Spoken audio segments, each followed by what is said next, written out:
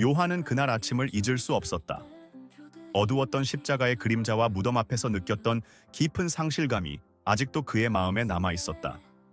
예수님을 잃고 제자들은 뿔뿔이 흩어졌고 요한 역시 혼란 속에서 방황하고 있었다. 예수님을 따르며 믿었던 모든 것이 끝난 것처럼 느껴졌다. 그러나 그날 새벽, 막달라 마리아가 흥분된 목소리로 전해준 소식은 그의 삶을 완전히 뒤바꾸었다. 무덤이 비어 있어요. 예수님이 사라지셨어요. 요한은 놀라운 소식에 즉시 베드로와 함께 무덤으로 달려갔다. 가슴은 빠르게 뛰었고 그는 무엇을 기대해야 할지 몰랐다. 막달라 마리아의 말이 사실이라면 예수님께 무슨 일이 일어난 것인지 알 수 없었다. 요한은 온 힘을 다해 뛰며 예수님께서 다시 살아나셨을 가능성에 대한 희망이 마음속에서 피어오르기 시작했다. 그러나 동시에 그 무덤이 진정으로 비어있는지에 대한 두려움도 자리 잡고 있었다. 무덤에 다다랐을 때 요한은 숨을 고르며 안으로 들어가 보았다. 무덤은 비어 있었다. 예수님의 시신을 감싸고 있던 세마포는 그 자리에 남아 있었지만 그분의 몸은 온데간데 없이 사라졌다. 요한은 무덤 안을 천천히 둘러보았다. 믿기 힘든 현실 앞에서 그는 말없이 세마포를 바라보았다. 그 순간 요한은 예수님께서 죽음을 이기셨다는 가능성을 처음으로 받아들이기 시작했다. 하지만 그의 마음 한편에는 여전히 불안과 의문이 남아 있었다. 그날 밤 제자들은 문을 걸어 잠그고 두려움 속에서 함께 모여 있었다. 유대 지도자들이 그들까지 잡아갈지 모른다는 불안감이 제자들의 마음을 짓눌렀다.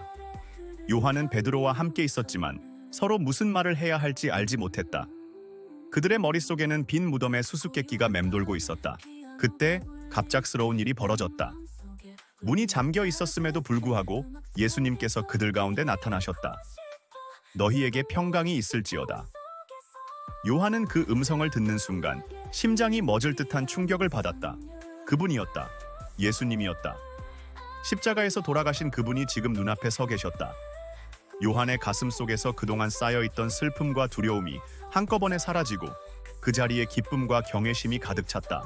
예수님께서 그들에게 다가오셔서 못자국 난 손을 보여주시며 말씀하셨다. 보라, 나다. 요한은 그분의 손과 옆구리의 상처를 보았을 때 그동안 가지고 있던 모든 의심이 사라졌다. 예수님은 진정으로 부활하셨다. 죽음이 그분을 이기지 못했다. 요한은 그 순간 자신의 눈으로 부활의 증거를 확인하며 예수님께서 약속하신 모든 것이 이루어졌음을 확신하게 되었다. 예수님과의 재회는 단순한 기쁨 이상의 의미를 담고 있었다. 요한은 그동안 자신이 예수님을 따르며 배웠던 모든 가르침이 이제야 온전히 이해되기 시작했다. 부활은 그저 기적이 아니었다. 그것은 하나님께서 세상을 향해 주신 구원의 계획의 성취였다. 예수님께서는 죽음의 권세를 이기고 다시 살아나심으로써 모든 믿는 자들에게 영원한 생명을 약속하셨다. 요한은 부활의 증인으로서 자신의 사명이 무엇인지 더욱 분명하게 깨달았다. 그동안 예수님을 따르며 체험한 사랑과 진리의 메시지를 이제는 온 세상에 전해야 할 때가 왔다. 부활은 단순히 예수님만의 승리가 아니라 요한을 비롯한 모든 제자들이 이겨야 할 믿음의 승리였다. 하지만 요한은 자신의 믿음이 흔들렸던 순간들을 떠올리며 내면의 갈등과 마주해야 했다. 그는 예수님께서 십자가를 지시는 동안 두려움에 빠져 그분을 떠났었다. 그러나 부활의 순간을 목격한 지금, 그는 더 이상 두려움 속에 살 수 없다는 것을 알았다.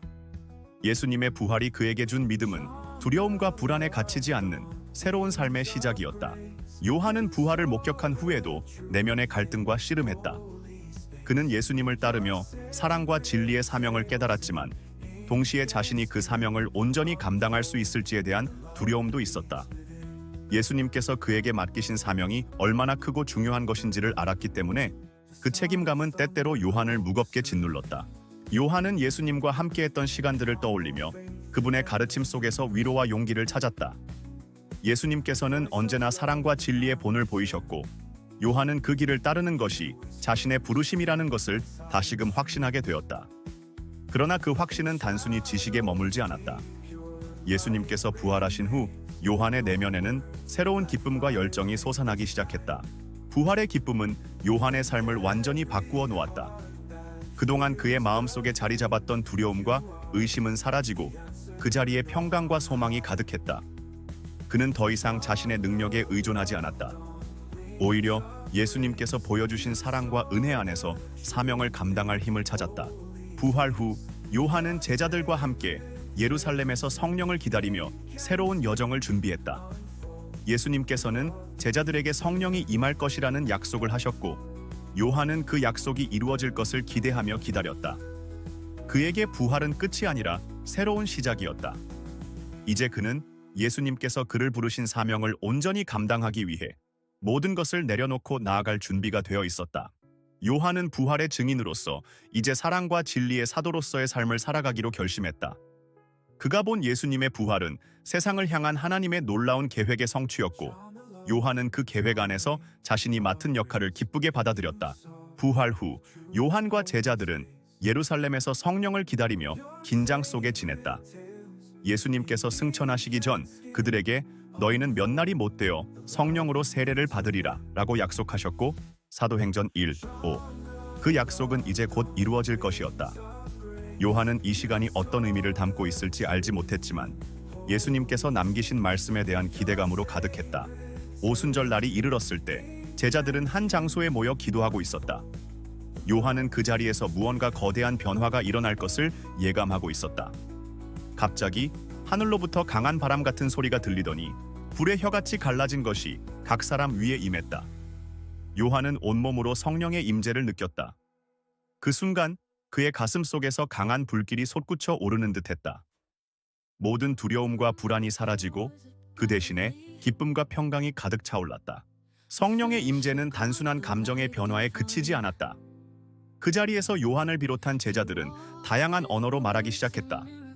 그 소리가 예루살렘 전체로 퍼져나갔고, 각지에서 온 유대인들, 그리스인들, 그리고 다른 민족의 사람들이 그들의 언어로 복음을 듣고 놀라워했다. 요한은 그때 교회가 태어나는 순간을 목격하고 있음을 깨달았다. 예수님께서 그들에게 부여하신 사명이 이제 성령의 능력으로 이루어질 것이었다. 교회는 예수님의 사랑과 진리 위에 세워졌다. 요한은 성령을 통해 비로소 자신이 받은 사명이 얼마나 거대한 것인지를 깨닫기 시작했다. 그는 단순히 예수님을 따르던 제자에서 이제는 하나님의 나라를 세우는 중요한 역할을 맡은 사도가 된 것이었다. 성령 강림 후 요한은 베드로와 다른 사도들과 함께 예루살렘에서 복음을 전하기 시작했다. 매일같이 그들은 성전에서 사람들에게 예수님의 부활과 하나님의 구원의 계획을 전파했다. 요한은 그 메시지가 사람들의 마음에 깊이 스며들며 변화시키는 것을 직접 목격했다. 예수님께서 보여주신 사랑과 진리는 더 이상 말로만 전해지는 것이 아니었다. 그것은 사람들의 삶을 변화시키는 실제적인 능력이었다. 요한의 사역은 무엇보다도 사랑의 메시지를 중심으로 이루어졌다. 예수님께서 가르치신 사랑은 단순한 감정적 애착이 아니었다. 그것은 희생적이고 사람을 회복시키는 사랑이었다. 요한은 그 사랑을 전하는 것이 자신의 사명임을 분명히 알았다. 그는 사도행전에서 종종 사랑의 사도로 불리우며 사람들에게 하나님의 사랑을 몸소 실천했다. 고아와 과부를 돌보고 가난한 자들에게 복음을 전하며 교회 안팎에서 예수님의 사랑을 나누는 일에 최선을 다했다. 진리 또한 그의 사역의 중요한 부분이었다. 예수님은 요한에게 진리의 본질을 가르치셨고, 그는 그 가르침을 중심으로 복음을 전파했다. 예수님의 부활이 진리의 증거였고, 요한은 그 진리가 모든 사람을 자유롭게 할 것임을 믿었다. 교회가 성장함에 따라 요한은 그 진리가 세상 속에서 강력한 힘으로 작용하는 것을 보았다. 하지만 초대 교회의 길은 결코 평탄하지 않았다. 교회가 성장할수록 유대 지도자들의 박해는 더욱 거세졌다. 요한은 복음을 전하면서 여러 차례 체포당하고 매를 맞기도 했다. 특히 대제사장들과 사두개인들은 예수님의 이름으로 전파되는 가르침을 받아들일 수 없었고, 사도들을 억압하기 위해 갖은 수단을 동원했다. 그럼에도 요한은 결코 그 사역을 멈추지 않았다. 한 번은 요한과 베드로가 성전에서 설교하다가 붙잡혀 대제사장 앞에 끌려갔다. 그들은 예수님의 이름으로 설교하지 말라는 경고를 받았다. 그러나 요한은 담대하게 말했다. 하나님 앞에서 너희의 말을 듣는 것이 옳은가? 하나님의 말씀을 듣는 것이 옳은가? 우리는 보고 들은 것을 말하지 않을 수 없다. 사도행전 4장 19에서 20. 요한의 마음에는 두려움이 없었다. 성령의 능력이 그를 붙들고 있었고, 그는 예수님께서 걸어가신 그 길을 따르기 위해 기꺼이 모든 것을 내놓을 준비가 되어 있었다. 요한이 박해 속에서도 인내할 수 있었던 것은 그가 예수님의 부활을 목격했기 때문이다. 그는 예수님의 사랑과 진리 안에 있으면 세상 그 어떤 고난도 이길 수 있음을 알았다. 요한의 믿음은 단순히 기적에 대한 믿음이 아니라 하나님께서 세상을 구원하시기 위해 이루신 역사에 대한 확신이었다. 요한은 베드로와 함께 사역의 많은 부분을 동행했다. 예수님의 부름을 받았던 그날부터 그들은 늘 함께였다. 베드로는 강한 리더십과 담대함으로 교회를 이끌었고, 요한은 사랑과 진리의 메시지를 전하며 그를 도왔다. 그들은 서로를 보완하며 교회가 하나님의 뜻대로 세워질 수 있도록 힘썼다. 특히 요한과 베드로가 함께 성전의 미문에 앉아있던 안진뱅이를 고친 사건, 사도행전 3장은 두 사람의 동역이 어떻게 하나님의 능력 안에서 이루어졌는지를 보여준다. 요한은 그때 베드로와 함께 하나님께서 그들에게 주신 치유의 권능을 경험하며 예수님의 이름으로 기적이 일어나는 것을 목격했다. 그 사건을 통해 많은 사람들이 복음을 받아들이고 교회는 더욱 성장하게 되었다. 그러나 요한은 단순히 기적을 통해 사람들을 이끄는 것에 만족하지 않았다. 그는 사람들의 내면에 있는 깊은 상처와 고통을 바라보며 그들을 치유할 수 있는 것은 예수님의 사랑과 진리뿐임을 깨달았다. 요한은 그리스도의 제자로서 그리고 초대교회의 사도로서 사람들에게 진정한 구원을 전하기 위해 모든 노력을 기울였다. 요한과 베드로의 동행은 교회가 그들의 사역을 통해 하나님 나라를 세워가는 데 큰 기여를 했다. 요한은 언제나 겸손한 마음으로 사역하며 자신이 그저 하나님의 도구임을 잊지 않았다. 그는 예수님께서 그에게 주신 사명을 끝까지 이루기 위해 사랑과 진리의 길을 계속 걸어갔다. 이제 요한은 단순한 제자가 아니었다. 그는 성령의 능력으로 무장된 초대교회의 사도였고, 그가 받은 사랑과 진리의 메시지를 세상 끝까지 전하기 위해 끝없이 나아가고 있었다. 예루살렘에서의 복음 사역이 점차 확산되면서 요한은 새로운 사명을 받았다. 초대교회는 이제 단순히 유대 땅에 머무르지 않고 로마 제국 전역으로 복음을 전해야 하는 중요한 시기를 맞이하고 있었다. 요한에게 주어진 새로운 사역지는 에베소였다. 에베소는 당시 로마 제국의 동부에 위치한 번성한 도시로 상업과 문화의 중심지였고, 특히 아르테미스 신전으로 유명했다. 이곳에서 복음을 전한다는 것은 단순한 전도 이상의 의미를 가졌다. 요한은 이 도시에 깊이 뿌리 박힌 이방 문화와 종교적 배경 속에서 새로운 도전을 감당해야 했다. 요한이 에베소로 향할 때 그의 마음은 기대와 부담감으로 가득 차 있었다. 그는 예수님의 제자로서 교회의 사도로서의 책임감을 깊이 느꼈다. 이 도시의 수많은 사람들이 그리스도의 진리와 사랑을 알지 못한 채 살아가고 있었고, 요한은 그들에게 복음을 전해야 했다. 하지만 그들은 이방신을 숭배하고 세속적인 문화에 빠져 있었다. 요한은 그들의 세계 속으로 들어가 그들의 언어로 복음을 전해야 한다는 것을 알고 있었다. 그 길은 결코 쉬운 길이 아니었지만 그는 하나님께서 주신 사명을 끝까지 이루겠다는 결심을 품고 있었다. 에베소에 도착한 요한은 도시의 규모와 화려함에 놀랐다. 이 도시는 다양한 문화와 종교가 혼합된 곳으로 각종 신전과 상업 중심지로 붐볐다. 요한은 특히 아르테미스 신전 앞을 지나가며 그 규모에 압도당했다. 에베소 사람들은 이 신전을 자랑스러워했고, 그곳은 그들의 종교와 경제의 중심이었다. 많은 순례자들이 이 신전을 찾아와 아르테미스를 숭배하고, 상인들은 그들을 상대로 신상과 기념품을 팔며 이익을 얻었다. 요한은 이방 종교와 상업이 밀접하게 연결된 이곳에서 복음을 전하는 것이 얼마나 어려울지를 실감했다. 요한은 또한 에베소의 철학자들과 지성인들로부터 도전받았다. 이 도시는 학문과 지식의 중심지로도 명성이 높았으며 그리스 철학과 로마의 사상이 깊이 뿌리내리고 있었다. 많은 사람들이 그리스도교의 메시지를 의심했고 논리와 철학으로 그 진리를 반박하려 했다. 요한은 이들에게 예수 그리스도의 복음을 전하는 일이 단순한 논리적 설명이 아닌 그들의 마음을 움직이는 영적인 싸움이 될 것임을 깨달았다. 그러나 요한은 물러서지 않았다. 그는 이 도시가 필요로 하는 것은 단순한 지식이 아닌 진리와 사랑이라는 것을 알고 있었다. 예수님의 가르침이야말로 이 세속적이고 타락한 문화를 치유할 수 있는 유일한 해답이었다. 요한은 그들의 문화를 존중하면서도 그 안에 깊이 자리 잡은 영적 어둠을 깨뜨리기 위해 기도하며 준비했다. 에베소에서 요한의 사역은 차츰 열매를 맺기 시작했다.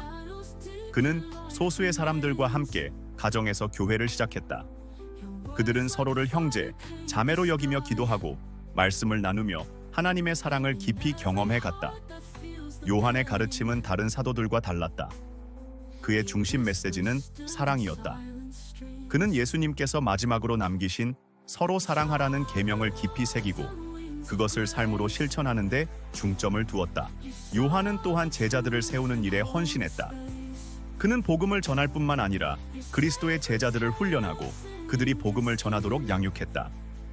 요한은 젊은 제자들에게 하나님의 사랑과 진리 안에서 살아가는 방법을 가르쳤고 그들이 자신의 사역을 이어갈 수 있도록 힘을 실어주었다. 요한의 제자들 중에는 나중에 교회 역사에 중요한 인물이 될 사람들이 많았다. 그는 단순히 그리스도를 믿게 하는 것을 넘어서 그들이 그리스도의 사역을 이어받는 사도적 책임을 갖도록 훈련시켰다. 특히 요한은 사랑의 사도였기 때문에 그의 가르침은 다른 이들을 위해 희생하는 사랑의 실천을 강조했다. 그는 제자들에게 하나님의 사랑이 그리스도를 통해 어떻게 구체적으로 드러났는지를 설명하고 그 사랑이 그들의 삶 속에서 어떻게 살아 움직이는지를 보여주었다.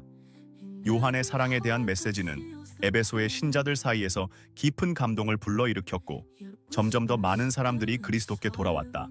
요한의 사역이 점차 자리를 잡아가면서 그는 더 깊은 묵상과 글쓰기에 몰두하기 시작했다.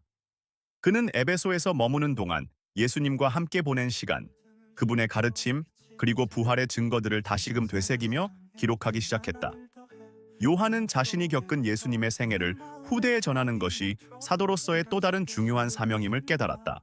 특히 요한복음은 그의 깊은 신앙과 예수님에 대한 사랑을 반영하는 작품이었다. 그는 단순히 예수님의 기적이나 가르침을 기록하는 데 그치지 않고 예수님의 신성과 그분이 하나님이심을 강력하게 강조했다. 요한복음은 예수님께서 말씀으로 존재하시며 창세부터 하나님과 함께 하셨음을 선포하는 것으로 시작된다. 요한복음 1장 1. 요한은 예수님의 신비와 영광을 다른 사도들보다 깊이 묵상하며 그분의 본질을 글로 표현하고자 했다. 또한 요한은 편지를 통해 여러 교회의 사랑과 진리의 메시지를 전했다. 요한 1서, 요한 2서, 요한 3서 등 그의 서신들은 당시 교회가 겪고 있던 도전과 갈등 속에서 성도들에게 영적인 힘과 위로를 주었다.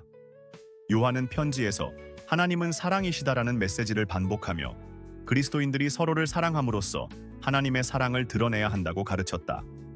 그의 글은 단순한 교리적 설명이 아닌 그가 직접 경험하고 묵상한 진리를 토대로 한 것이었다. 요한의 글쓰기는 그리스도께 대한 그의 깊은 사랑과 믿음의 표현이었다. 그는 예수님께서 보여주신 사랑을 세상에 전하는 것이 자신의 사명임을 확신했고 그 사랑을 글로 기록하여 후대에 남기고자 했다. 그의 글은 교회를 세우는 데 큰 역할을 했으며 초대교회 성도들뿐만 아니라 이후 모든 세대의 그리스도인들에게 깊은 영향을 미쳤다. 에베소에서 요한의 삶은 단순한 사역자의 삶이 아니었다. 그는 복음의 전도자이자 깊은 묵상가였고 사랑의 사도로서 그리스도의 메시지를 세상에 전했다. 그의 글은 사랑과 진리의 본질을 세상에 알렸으며 에베소에서의 삶을 통해 그는 사랑과 진리의 사도로서의 길을 온전히 걸어가고 있었다.